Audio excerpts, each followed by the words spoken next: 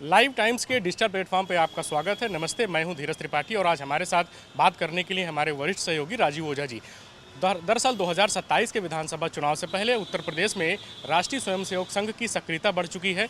RSS के प्रमुख मोहन राव भागवत उत्तर प्रदेश के दौरे पर हैं।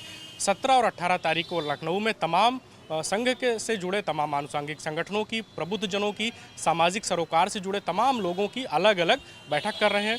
उत्तर प्रदेश के मुख्यमंत्री योगी आदित्यनाथ से भी आज उनकी महत्वपूर्ण बैठक होनी है और संघ से जुड़े तमाम जो विषय हैं, सरकार के स्तर पर जो तमाम विषय हैं, उन पर दोनों प्रमुख लोगों के बीच चर्चा होगी। राजीव जी, मोहन भागवत जी का 2027 के विधानसभा चुनाव से पहले महत्वपूर्ण दौरा है कि संघ के जो कामकाज हैं, जो उनके अपने अभियान हैं, उसको तेज किया जाए और भारतीय जनता पार्टी की जो सियासी जमीन तैयार करने का काम आरएसएस लगातार करता रहा है, उसको लेकर यह दौरा कितना महत्वपूर्ण आप मानते हो? जी देखिए, जो इनका दौरा हो रहा है मोहन भागवत जी का, दरअसल ये दौरा संघ के शताब्दी कार्यक्रमों के तहत हो रहा है और पहले से निर्धारित है। क्योंकि संघ जो भी कार्यक्रम अपने तय करता है, तो चूंकि वो विचार परिवार का मुखिया संगठन है और सबका मार्गदर्शन करता है, तो उनकी यात्राओं का, उनकी बैठकों का लाभ निश्चित रूप से भारतीय जनता पार्टी को और उसके सहयोगी संगठनों को मिलता है। तो गोरखपुर, इससे पहले वो गोरखपुर के दौरे पर थे, 2 दिन वहाँ उन्होंने प्रवास किया और ऐसे प्रबुद्धजनों के साथ बैठक, युवाओं के साथ संवाद और विभिन्न विषयों पर समाज के विभिन्न वर्गों के साथ उनकी बैठकें हुई हैं। 2 दिन वो अभी लखनऊ में है, दूसरा दिन उनका है। तो ये सभी कार्यक्रम ऐसे निर्धारित होते हैं, ऐसे डिजाइन किए जाते हैं कि उनका लाभ एक परिवार के, विचार परिवार के रूप में, एक हिंदू विचारधारा से संबद्ध लोगों को निश्चित रूप से मिलता है। तो भारतीय जनता पार्टी चूंकि राजनीति में काम करने वाला संगठन है, संघ से जुड़ा हुआ, तो वो इसका लाभ पाती है। वो तो बार बार संघ के लोग कहते भी हैं कि हम जो काम कर रहे हैं उसका लाभ जो भी लेना चाहे ले ले। अब भारतीय जनता पार्टी ले रही है तो ये उसका काम है, हम अपना काम अपने ढंग से करते हैं। तो इस पूरी यात्रा को इसी तरीके से देखा जाना चाहिए। राजीव जी, आज मोहन भागवत का एक महत्वपूर्ण बयान आया जो देश दुनिया में चर्चा का एक विषय बन गया है कि आरएसएस प्रमुख मोहन भागवत ने कहा कि जो भारत में मुसलमान रह रहे हैं वह भी हिंदू हैं और हमें यानी आरएसएस को इनकी घर वापसी कराने का अभियान जो है वो तेज करना होगा। तो इस बुरे बयान को किस नज़रिए से आप देख रहे हैं? देखिए, कई बार उन्होंने कहा कि जो भारत के मुसलमान कहीं अरब से नहीं आए हैं, यहीं पर हैं, कहीं कहीं से। हम सब भी जानते हैं, आपको पता है कि मुगल काल में बड़े पैमाने पर धर्मांतरण हुआ।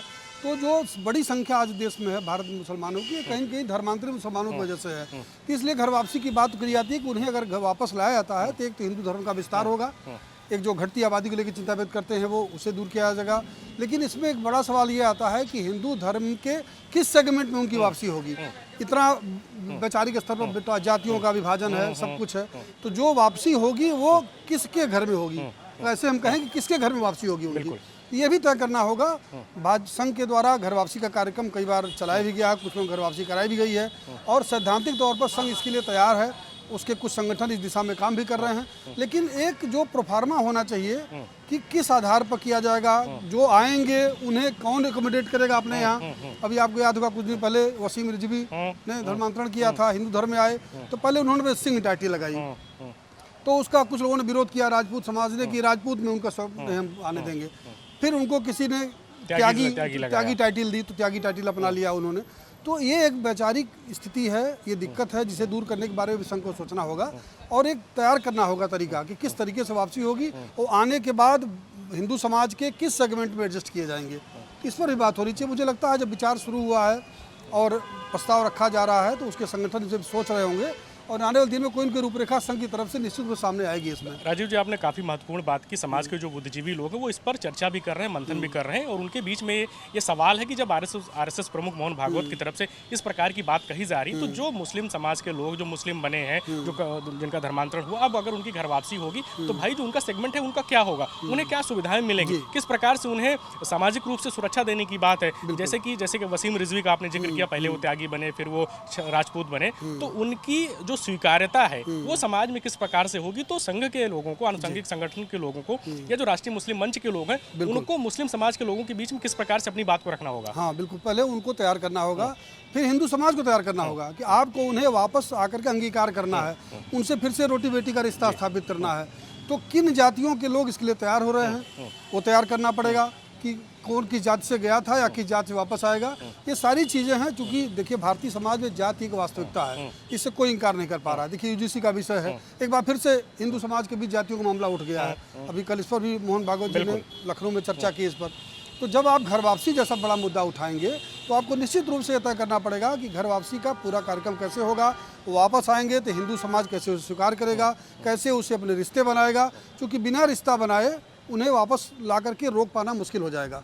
जी, उत्तर प्रदेश में हाल के कुछ समय में धर्मांतरण और लव जिहाद के काफ़ी संख्या में जो मामले सामने आए हैं, मुख्यमंत्री योगी आदित्यनाथ ने इस पर जीरो टॉलरेंस की पॉलिसी और तमाम लोगों के खिलाफ कार्रवाई भी, और सरकार ने बाकायदा जो धर्मांतरण विरोधी कानून है, लव जिहाद विरोधी जो कानून है, उसमें संशोधन भी किए और तमाम लोगों को जेल की सलाखों के पीछे भेजने का काम किया।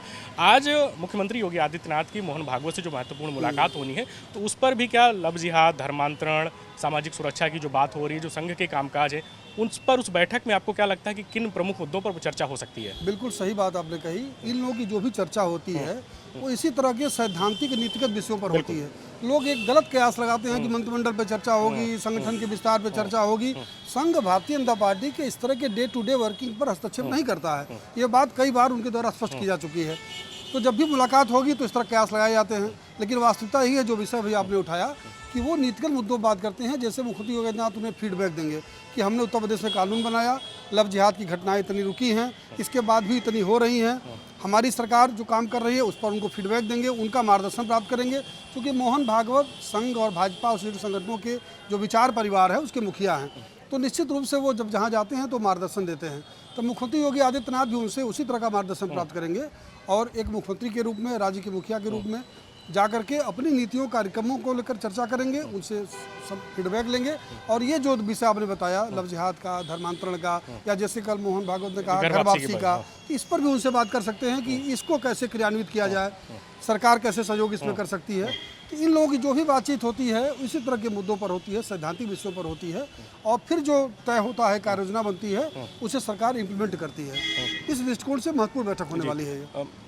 मोहन भागवत का जो कल का बयान था, जो सामाजिक सद्भाव की उनकी बैठक थी, प्रबुद्ध जनों के साथ वो बैठक कर रहे थे, उस पर जब उनका ये बयान आया कि हिंदू समाज के लोगों को अपनी संतानों को वृद्धि करने के बारे में भी चिंता करनी होगी। 2027 का विधानसभा चुनाव नज़दीक है, 2024 का जब लोकसभा चुनाव हुआ तो समाजवादी पार्टी उत्तर प्रदेश में काफ़ी सफलता भी हासिल की, और उसके पीछे वो तर्क देते हैं कि हम पिछड़े दलित अल्पसंख्यक यानी पीडीए फार्मूले पर जीत किए। तो मोहन भागवत का जो ये बयान आया, हिंदू समाज को एकजुट करने, जो सपा की तरफ से जातियों के विभाजन की बात कही जा रही, जातियों के विभाजन की बात हो रही, तो उस परिप्रेक्ष्य में अगर मोहन भागवत के बयान को आप देखें तो क्या कहेंगे? देखिए, वो उनकी चिंता जो होती है वो कहीं के वैचारिक स्तर पर होती है। आप मोटे तौर पर देखेंगे तो हिंदू आबादी घट रही है। विभिन्न राज्यों से जो रिपोर्ट आ रही है वो कहीं न कहीं से, चूँकि हिंदू समाज प्रगतिशील हो रहा है, जागरूक हो रहा है, पढ़ाई लिखाई में आगे जा रहा है, तो लोगों में एक सोच बदल रही है परिवार नियोजन को लेकर के कि हमें कम बच्चे पैदा करना है, अच्छे से पढ़ाना लिखाना है। इस वजह से आबादी घट रही है। उस आबादी को मेंटेन रखने के लिए, यानी उत्तर भारत में देखा जाए तो हिंदू अल्पसंख्यक न हो जाए कहीं, इस तरह की चिंता भी सामने आने लगी है।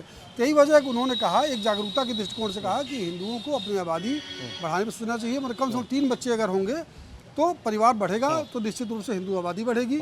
और वो बात कही जाती है कि उत्तर भारत अगर धर्मनिरपेक्ष है आज की डेट में, और जिस तरह से कहा जाए कि सामाजिक सद्भाव को लेकर के चलता है, विश्व वसुधैव कुटुंबकम की बात करता है, इसलिए कि हिंदू बहुसंख्यक है।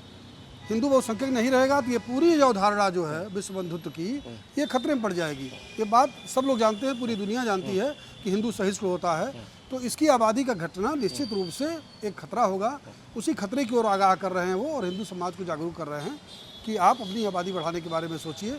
उसमें कहीं से ये भावना नहीं है कि आप पालन पोषण ठीक से ना करें, उनको ध्यान न रखें, अपना विकास न करें, लेकिन उसी में इस पर भी ध्यान रखें कि आपकी आबादी कम हो, आपका समाज का जो प्रभुत्व है वो कहीं से कम न हो। इसमें विश्वविद्यालय अनुदान आयोग यानी यूजीसी के नए नियमों को लेकर लगातार देश भर में विरोध हो रहा है, और जो नई गाइडलाइंस है उसको लेकर समर समाज में काफ़ी नाराजगी हो रही है, और सुप्रीम कोर्ट के स्तर पर इस पर फिलहाल स्टे लगाया गया है। मोहन भागवत ने भी अपने एक बयान में इसका जिक्र किया, और आज जब वह लखनऊ विश्वविद्यालय में युवा समाज के कार्यक्रम में वहाँ पहुंचे हुए थे तो कुछ छात्र संगठनों की तरफ से विरोध भी किया गया।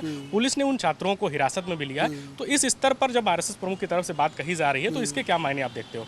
देखिए, चूंकि एक ऐसा विषय है जिससे सबकी चिंता स्वाभाविक है। चूँकि एक तरफ जब हिंदू समाज को एकजुट करने की बात हो रही थी, भारतीय जनता पार्टी और संघ के लोग, उनसे विचार के लोग जुड़ करके हिंदू समाज की एकजुटता की बात कर रहे थे, तो उसी बीच ये जो पॉलिसी आई यूजीसी की, जो शैक्षिक परिसरों के लिए थी कि शैक्षिक परिसरों में भेदभाव रोका जाए, डिस्क्रिमिनेशन न हो, और पिछड़े और दलित वर्ग के छात्रों के साथ अगर कोई घटना होती है तो इस तरह कार्रवाइयाँ होंगी, एक उसका प्रारूप ड्राफ्ट तय किया गया था। उसका सवर्णों के द्वारा विरोध किया गया कि इसमें भेदभाव बढ़ेगा, कैंपस में कटुता बढ़ेगी, इसको रोका जाना चाहिए, और बड़ा विरोध शुरू हुआ। तो कल जब मोहन भागवत दिराला नगर में प्रबुद्ध जनों के साथ बैठक कर रहे थे तो ये सवाल उनके सामने आया कि यूजीसी की जो नई नियमावली बनी है इस पर आपका क्या कहना है। उन्होंने कहा कि कानून सबको मानना चाहिए, लेकिन अगर कानून से कोई दिक्कत है, कोई सवाल उठ रहा है उस पर, तो उस पर विचार भी हो सकता है। ये मान के नहीं चलना चाहिए कि कानून कोई बन गया है तो उस पर विचार नहीं हो सकता है। तो एक तरह से उन्होंने गेंद सरकार के पाले में डाली कि आप समाज के जो प्रतिक्रिया आ रही है, जो जनभावनाएं हैं, उसका भी आदर करिए और कानून में कोई जरूरत है सुधार की तो सुधार करिए, क्योंकि ये एक बड़ा विषय हो जाएगा जो हिंदू समाज में विभाजन की रेखा खींच देगा। यही चिंता एक तरह से है उनकी, जिस पर उन्होंने इशारा किया है। और सद्भाव बना रहे इसलिए कहा कि हिंदू की एकजुटता बहुत ज़रूरी है, वो बनी रहे। इस पर उन्होंने गेंद सरकार के पाले में डाली और कहा कि इस पर विचार होना चाहिए। अगर किसी कानून से कोई समस्या आ रही है तो विचार का विकल्प खुला रहता है और सरकार के पास विचार है। अभी फिलहाल सुप्रीम कोर्ट ने स्टे कर रखा है, देखना होगा कि केंद्र सरकार सुप्रीम कोर्ट सुनवाई की अगली तारीखों पर क्या स्टैंड वहाँ पर लेती है और कानून के बारे में अपना क्या रुख रखती है।